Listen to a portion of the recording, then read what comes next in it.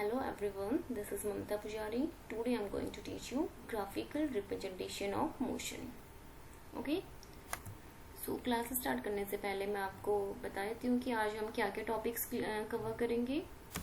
First topic होगा distance time graph. ठीक है, डिस्टेंस टाइम ग्राफ में दो टॉपिक्स इंक्लूड करेंगे, distance time graph of uniform motion and distance time graph of non uniform motion. Second topic जो हम cover करेंगे वो होगा वेलोसिटी टाइम ग्राफ. उस पर भी दो चीजें इंक्लूड होंगी. फर्स्ट होगा velocity time graph of uniform motion, second velocity time graph of non uniform motion. तो अब देखते हैं. फर्स्ट हम पढ़ रहे हैं यूनिफॉर्म मोशन का डिस्टेंस टाइम ग्राफ. ठीक है, देखिए यूनिफॉर्म मोशन में हम पढ़ रहे हैं. तो सपोज करते हैं ये हमारे पास एक कार है और यहाँ पे पॉइंट ए है. ठीक है, अब मैंने बोला है कि when body is in rest, it means अब ये रेस्ट पे है इस पॉइंट के रेफरेंस पे. अब वो हम कैसे बोल रहे हैं देखते हैं.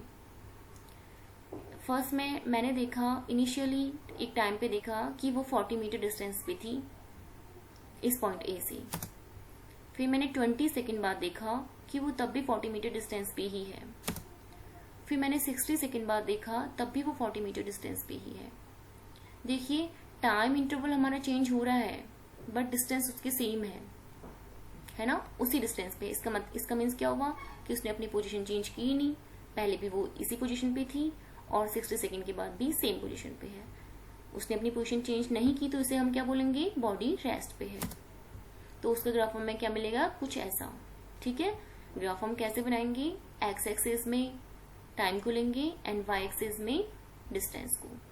डिस्टेंस किलोमीटर, मीटर, सेंटीमीटर में किसी में भी हो सकती है and time hour, minute and second में. ठीक है, तो हमने यहाँ पे इक्वल टाइम इंटरवल्स ले लिया. यहाँ पे कुछ 10, 20, 30, 40, 50, 60.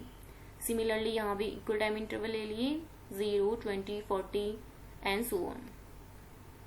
तो हमने देखा था कि इनिशियली 0 टाइम पे वो 40 मीटर पे थी. 20 सेकेंड बाद देखा तब भी वो 40 मीटर पे है. 60 सेकेंड बाद देखा तब भी वो 40 मीटर पे है. इट मीन्स ये हमें कैसा मिल रहा है इसका ग्राफ, स्ट्रेट लाइन. और वो स्ट्रेट लाइन कैसा, parallel to the X axis.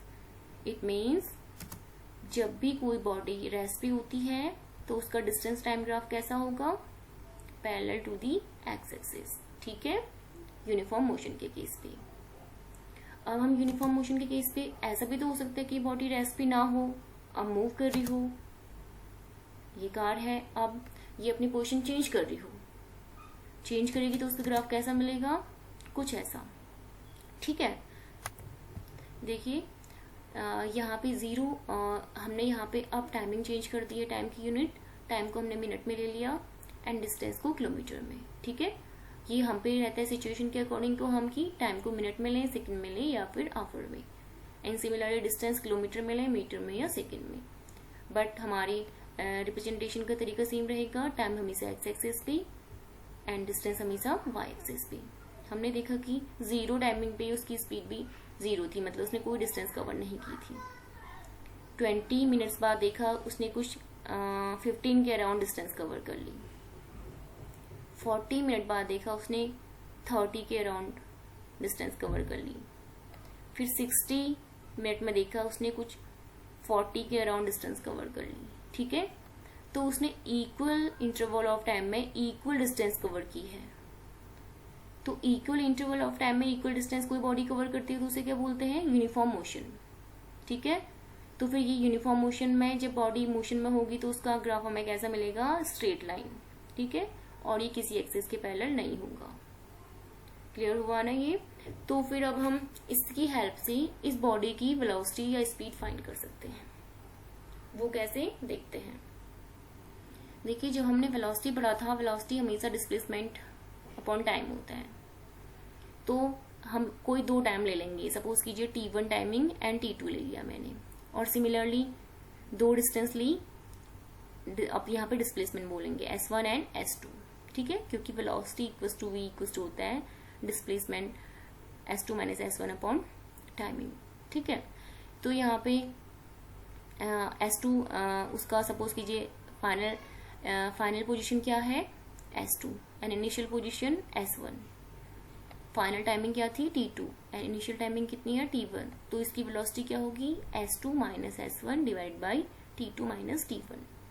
तो अगर कोई बॉडी मूव कर रही है यूनिफॉर्म मोशन में तो हम उसकी हम क्या फाइंड कर सकते हैं velocity with the help of distance and time. Okay,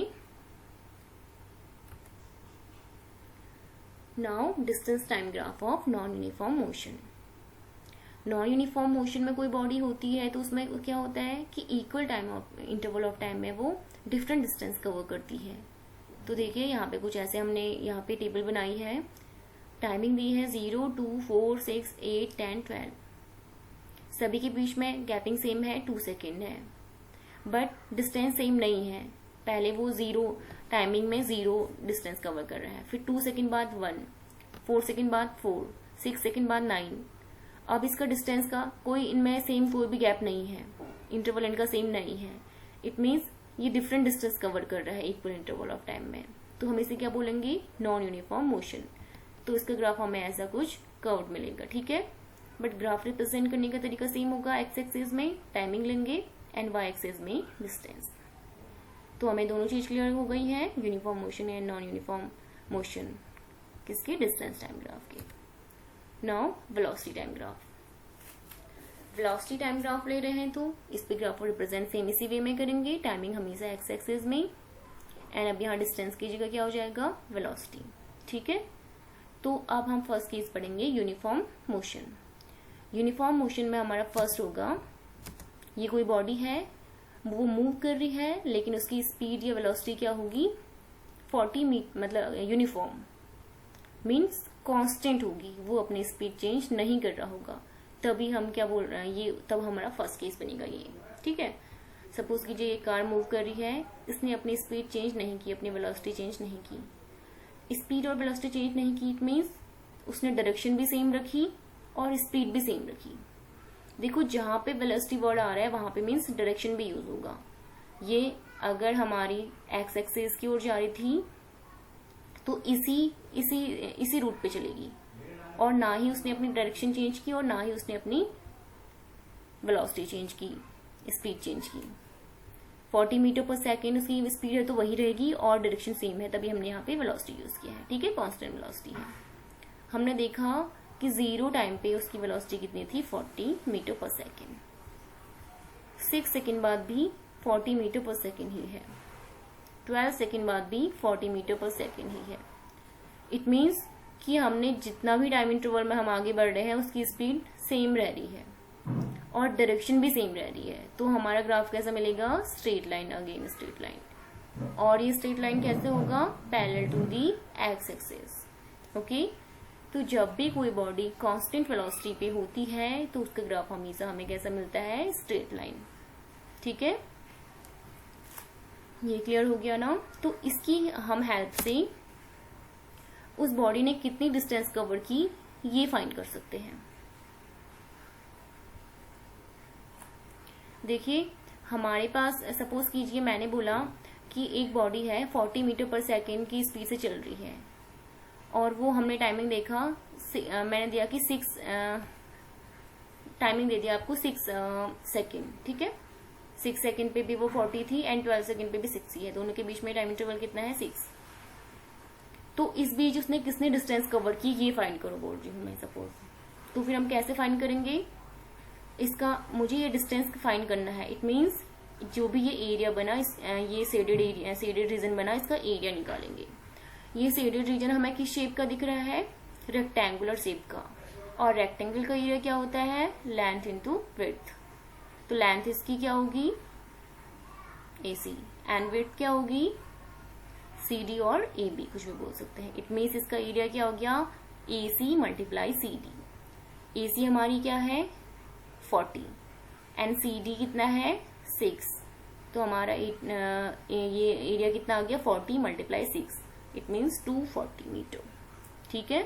तो हमेशा इट मीन्स इसकी हेल्प से हम क्या फाइंड कर सकते हैं, किसी भी मूविंग ऑब्जेक्ट ने कितनी डिस्टेंस कवर की ये फाइंड कर सकते हैं, ठीक है। नेक्स्ट टॉपिक देखिए, ये तो था हमारा टॉपिक जो बॉडी कांस्टेंट वेलोसिटी से मूव कर रही है, मतलब यूनिफॉर्म वेलोसिटी से मूव कर रही है, उसकी स्पीड भी सेम है एंड डायरेक्शन भी सेम है। लेकिन अगर बॉडी ने स्पीड और डायरेक्शन चेंज कर दी तो उसका ग्राफ कैसा होगा देखते हैं, ठीक है। तो उसका ग्राफ कुछ ऐसा होगा जब उसने अपनी स्पीड चेंज की, अभी डायरेक्शन की बात नहीं हो रही है।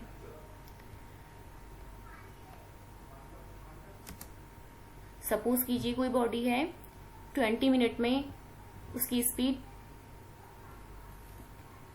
10 किलोमीटर पर आवर थी, ठीक है। फिर 30 मिनट में उसकी स्पीड 20 से 40 हो गई, तो उसने अपनी स्पीड चेंज की ना, तो उसका ग्राफ हमें स्ट्रेट लाइन मिलेगा कुछ ऐसा। अगर बॉडी अपनी स्पीड इंक्रीज कर रही है तो उसका ग्राफ हमेशा ऐसे मिलेगा, ठीक है। और इस पे भी सेम, अगर हमें फाइंड करना हो कि उसने कितनी डिस्टेंस कवर की, तो हम सेम निकालेंगे area of that shaded region, ठीक है। तो ये शेडेड रीजन हमें किस शेप का दिख रहा है, ट्रेपेजियम, और ट्रेपेजियम दिख रहा है, या फिर हम दो पार्ट में डिवाइड कर सकते हैं। ये ऊपर वाला area ACB that is triangle, and नीचे वाला एरिया ACDE,